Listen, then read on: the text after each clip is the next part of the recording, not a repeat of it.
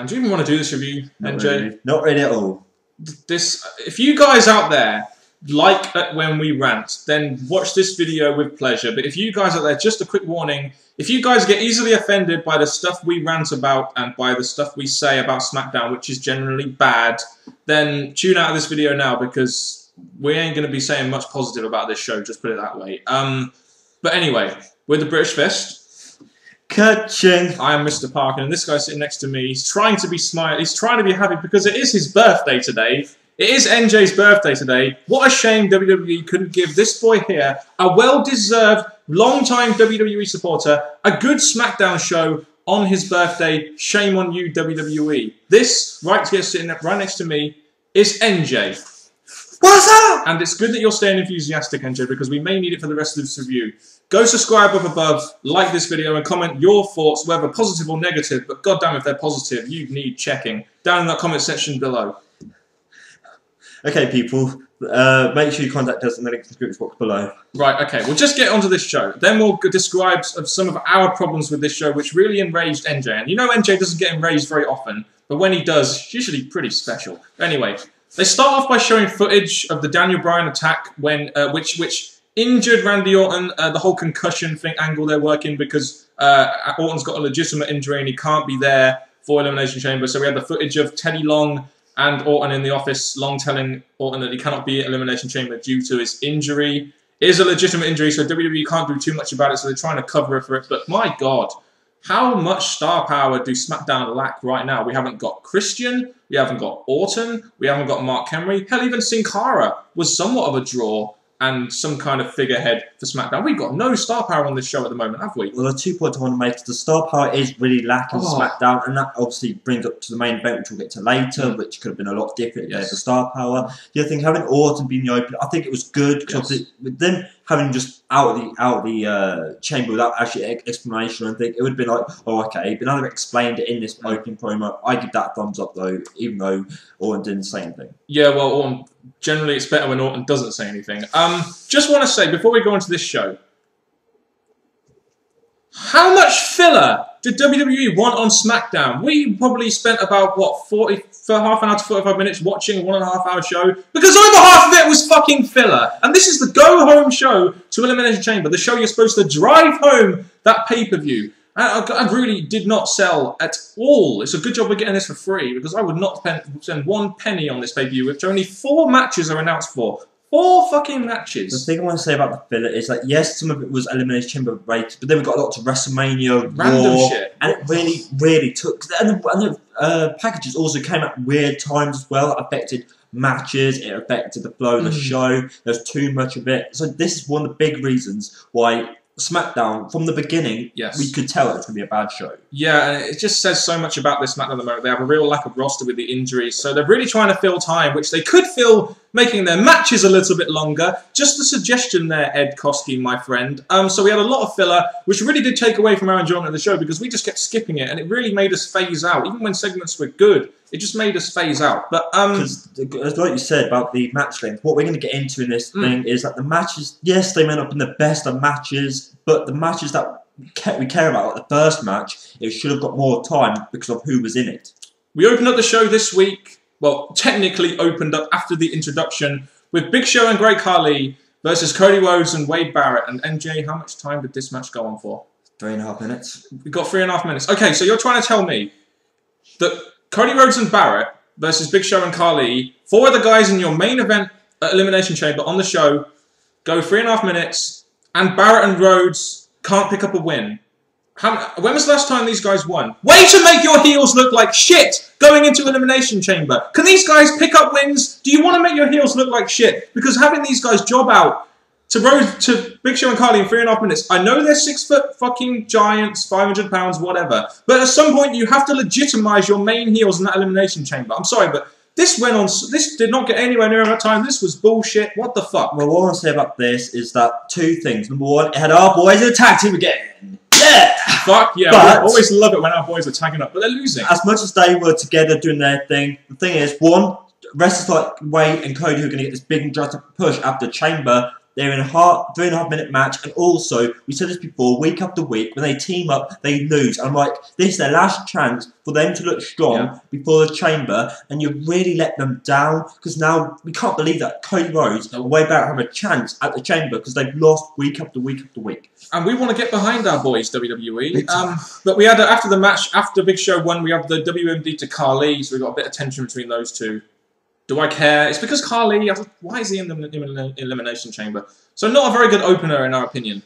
Just should have gone a lot longer, especially with the amount of filler they had. They could make the matches longer and make the heels look strong. For once, can the heels ever win these tag matches? Like last week, we were hoping, fingers crossed, that the heels were going to get a match like this and win. But sadly, they let us down. So that was and again, just like the beginning part, it's a bit of a bad show of SmackDown. This has got nothing to do with our fandom for Wade Barrett and Cody Rhodes. This is just due to the fact that when these guys need to pick up wins to legitimize themselves in some form to go into this Elimination Chamber, which isn't looking very good at the moment, I will say. We had a backstage segment when Mark Henry comes in and tells Teddy Long that he needs him in the Elimination Chamber. He needs him to be World Heavyweight Champion because they ain't got fuck all at the moment. And then Big Show comes in and wants Daniel Bryan and he starts ripping house. The thing I want to say about this is that, again, from the beginning match to now, you had Big Show dominating the opener. You saw him dominate the match. You saw him dominate the first backstage area, that thing. And yes, the thing, Mark Henry, he made a great point. The match needed him instead of like the winner of the main event and Khali. But sadly, he's injured, but still, he did make the point that he is needed. But obviously, with his injury, he couldn't be in it. But again, Big Show dominated, and he's already had his win. I don't know what they're doing with this character in this SmackDown. No, it seems like they're trying to put across the point that Teddy Long is out of control, and maybe Laurinaitis can just waltz in there and take that job. I don't know, but we'll move on. Let's move on. Go home show for Elimination Chamber. What two guys do you want in a match that are booked on the pay-per-view? How about Hunico versus Ted DiBiase? Because they're booked on Elimination Chamber, aren't they? This is my main problem with Elimination Chamber at the moment. We have 4 matches. So a lot of this is essentially filler on this show. Because we only have 4 matches, one of which is from Smackdown. Just Hunico versus Ted DiBiase went 1 minute 45. Ted still has the wrist injury. Finally, Camacho helps Hunico win a match, but it's just filler. With this match, again, yes, it is a feud they have. They're trying to work on it, but it's not the Chamber, and also it's a feud that I personally don't think is working. It's getting them on TV, but it's just a feud that I don't think it's working. How many times do we need to see this match on free TV go less than 3 minutes and get some kind of win? I just don't get it. Let's move on. Fuck it. You should now. The Usos versus Epico and Primo, one of the better points of the night, in my opinion. These are the only 2 tag teams WWE have, right? So why not have... Here's an idea, NJ. Why don't we write this down and send this to WWE headquarters? Make them feud! The only tag teams you've got! The thing is, on NXT we don't watch, they have like that... Tyler Rex and Todd Hawkins. They have that's not going to get anywhere. Riley and Mason Ryan for the fucking win. That would be a good one to actually get involved. But the other thing is, what I'm going to say about this match is the fact that we've had it so many times now, if they make it a better match at pay-per-view, I don't want to see it because they've done it now too many times and they've had clean wins, and you have the fact that Epico and Primo win again. Hell, here's an idea. How about you have the Usos maybe get a victory and face Epico and Primo at the pay-per-view? It would be some kind of match. I don't know. But how many times do we need to see this now on free TV? It was a good match. I was surprised when it got 4 minutes and 45 seconds. It was actually a good tag match. That's the positive I can take from this. It got more time than we ever expected it to get. Yeah, they did put on a good tag match, but they needed to because there's not many tag teams left, so they need to try and make their only tag teams work. But obviously this is not going to lead anywhere now because the fact they've had the champs win on free TV, so... That's a match gone from pay-per-view. 4 matches, WWE. You really expect people to pay for 4 matches. Just saying. I think this next segment was probably the highlight of the night, wasn't it? And we don't usually say this down at the British Fist, but a Daniel Bryan promo was the highlight of the night. Was this not Daniel Bryan's best promo since he became World Heavyweight Champion? There's so many reasons why, but obviously we'll go with what he said first, and then we'll explain why it was so good. He talks about it was time to show who he really was, that everyone is now afraid of Daniel Bryan. We didn't have any faith in him, and yeah, that was probably due to the poor booking and stuff, and that he's began beating all the odds his entire life, and he would have beaten all in the advertised main event, and he gets Lillian Garcia to announce that he won the advertised main event via forfeit. This was a real good promo by Daniel Bryan. I was very into this. No vegan shit, just plain heel. The way I say about this is that, yes, I've been saying before, I don't like Daniel Bryan on mic. This is the first time that he actually said that he's a strong champ for what he's done. He's made a name for himself. He started making him look like a heel. And the other thing that helped this is, yes, there was no vegan, recycle, all that rubbish. There was no AJ. There was no big shows. I actually concentrated on Bryan's character. Yeah. So I'm going to give that a thumbs up. This was actually a segment that actually made me see good in Daniel Bryan. And with no Big Show or Orton there for various reasons, it meant Daniel Bryan could really sort of rub it in heel-like fashion, which kind of helped as well. Until we got Teddy Long coming out and saying that Daniel Bryan will face Sheamus next, eh? Again, yes, you're getting Sheamus on TV, but the thing I want to say about this before we get into the match is the fact you want Daniel Bryan to look strong, because obviously the Chamber. You want Sheamus to look strong, because obviously he's our Royal Rumble winner and going on to WrestleMania. Not in Elimination Chamber either, he's not got a match yet. That's another point. So this match I was kind of about, but we know it's going to be a good match because they're two good wrestlers in a match. 2 questions. Why doesn't Sheamus have a feud going into Elimination Chamber? They did it with Del Rio last year with Kofi, just stick him in a feud and have him win, it doesn't really matter. And, you know, this is the match we're probably now agreed that we're most likely going to see at WrestleMania. Am I not mistaken? It seems like the most likely match we're getting. And WWE are pissing it away on free TV. I mean, I know you've got lack of star power, but fucking hell. The only small hope I have is that WWE have a swerve after the Elimination Chamber and we get a different match. But Henry. Anything could happen after the Chamber. But at the minute, it looks like we're going to get this match. But I'm just hoping they have other plans after the Chamber to swerve this match, make it different. A decent match. It went about 7 minutes. The match finishes when Sheamus kind of loses it on Daniel Bryan and gets DQ'd. You had Daniel Bryan goading him on, which is all right. I mean, you know, it's what you expect from Daniel Bryan. But I mean, it finished unclean, which is a positive for me. I don't think this should have ended. This should not have ended clean. Unclean was good, but at the same time, this is Sheamus. When I looked at him as a heel, all the tactics he was doing, going violent and dominant, that. So with this character, just like Big Show, I'm like, what are they doing? Sheamus should have maybe done the right thing and made this match go properly. So it just made me about. But again, the match flowed rightly, but I'm just unsure about the ending. That's just my opinion. I wish they'd do that kind of thing with Daniel Bryan. Just have him keep the bell lock on and just have him injure the guy, tap him out and keep it on. I wish they'd do that kind of shit with Daniel Bryan rather than a guy like Sheamus. Yeah, I would have had this match end with a counter or something like that, not with Sheamus going mental, because it just doesn't suit his new character. But anyway, that's just my thought.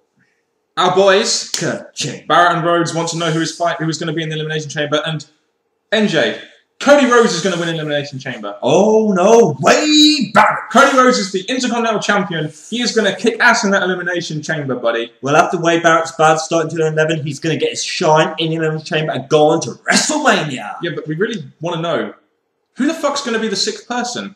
But we find out that Teddy Long is setting up a battle royal where the winner will be in the Elimination Chamber. Yes. Woohoo! We'll get onto that later. But our boys, we look forward to it. Yeah, great. We're being sarcastic here, but Ezekiel Jackson versus Jinder Mahal. The match goes 2 minutes. Who gives a shit? The match we all want to see, which we didn't really want to see. I was joking. And the thing about this, there was nothing to this match. It didn't lead anywhere. The other thing is, they're in the battle royal. Why have them in a match? Point 1. Point 2 is Jinder beat Ezekiel Jackson in 2 minutes. 2 minutes. Yes, Zeke's had bad matches. Faced Cody, didn't go really long. Goes against Jinder, 2 minutes. And I'm thinking, what they're doing so bad to Zeke, who's a big guy. But this match overall was just pointless. What's the point? You might as well skip it. We did. And just, if you can have a battle royal with these two in, why even bother? Oh dear. Okay, there's positive and negative in this, NJ.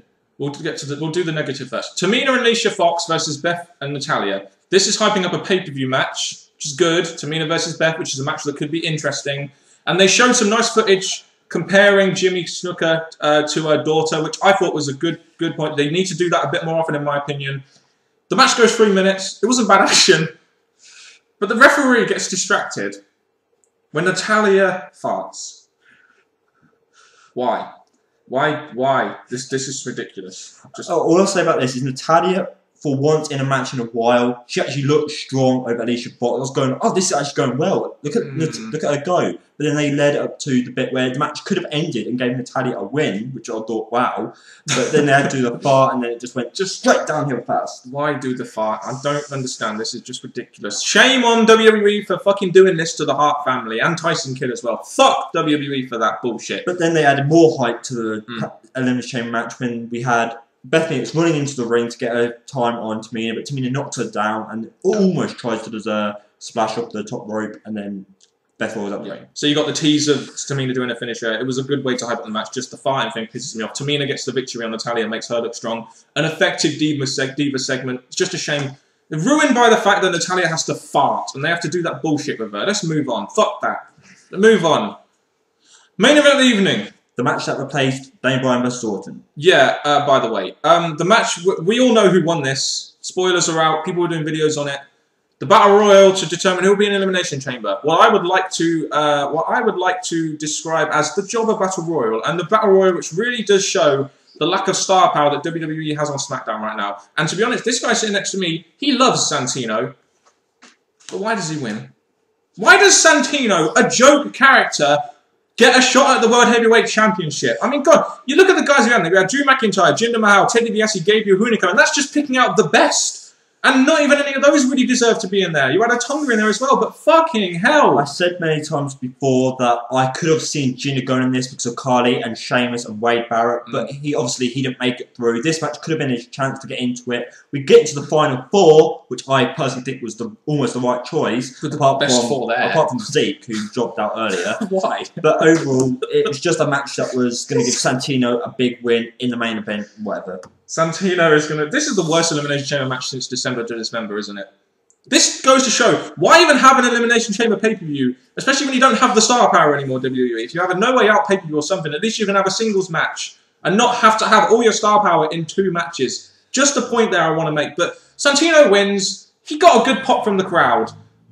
But why the fuck is a guy like Santino in Elimination Chamber? I just don't get it. Why? You know, it just shows the lack of star power on SmackDown at the moment, doesn't it? That's what was said. At the end of the night, we set out all the star power that could have made this main event a lot better and more dominant and probably quicker. Because I think for this main event, we're 15 minutes. And again, I don't know who would I have won. I would maybe had Jinder maybe, because obviously I've been saying that all along, Drew McIntyre. But overall, even Hunico. Why not Hunico? Yeah. Oh God! Again, maybe they're gonna do something fancy about something, but he's not going to win. It's another way to maybe give Daniel Bryan the chance of winning. But all I can say is that this SmackDown, including the main event, has gone downhill, and I just did not like this SmackDown. Jobber Battle Royal. I will say this, at least it tied in with the pay-per-view and it's given us that sick guy, but for it to be Santino, just wow. Way to sell your pay-per-view, or lack of selling your pay-per-view. And people, for the end of the show, I'm going to try and smile. Oh, well, I always love your smile, NJ, especially on your birthday. Right, so, I know this is going to pain you to do, NJ, but overall thoughts on SmackDown this week? As I said, all the show, it was horrible. I did not like it. Yeah, we said some good points in SmackDown, which people don't bash for giving this SmackDown so much horrible bash. And appreciate our opinions, please. But I will say there's good stuff in this. We said that in the review. Daniel Bryan, for once, actually got my attention. The show did give us Elimination Chamber hype and matches. But the filler really took away. The boring matches took it away. So overall, I'm just really not liking this. Do not like SmackDown, and people, please agree. Terrible go-home show, in my opinion. I'll go with the positives first. The Divas match had positive elements in it. The Daniel Bryan promo, in my opinion, was pretty good. But matches don't go on long enough.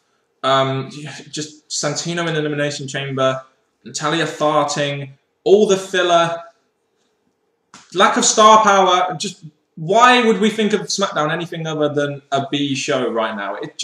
This was the terrible go-home show. I mean, you had stuff in there that they weren't even booked on the pay-per-view.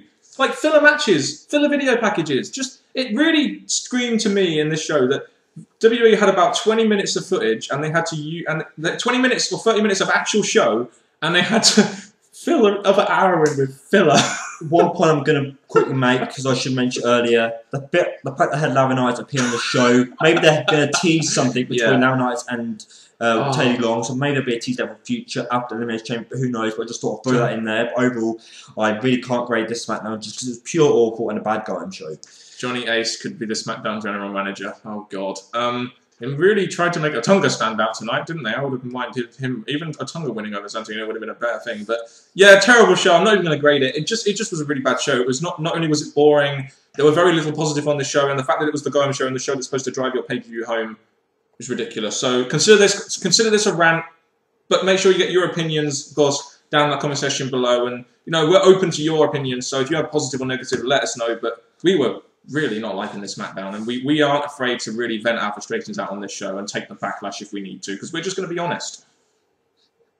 Okay, WWE, again, I guess it's your present to me for saying happy birthday, and all I'm going to say is, yeah, all I can say now is, hopefully the Chamber will have some surprises. Like I said, every pay-per-view should have surprises to make up for the bad going show. So people, please leave your thoughts in the comments section below. And that has been it from Miss Parkin and me, NJ. Be a part of the British Biz. Until next time, people, goodbye.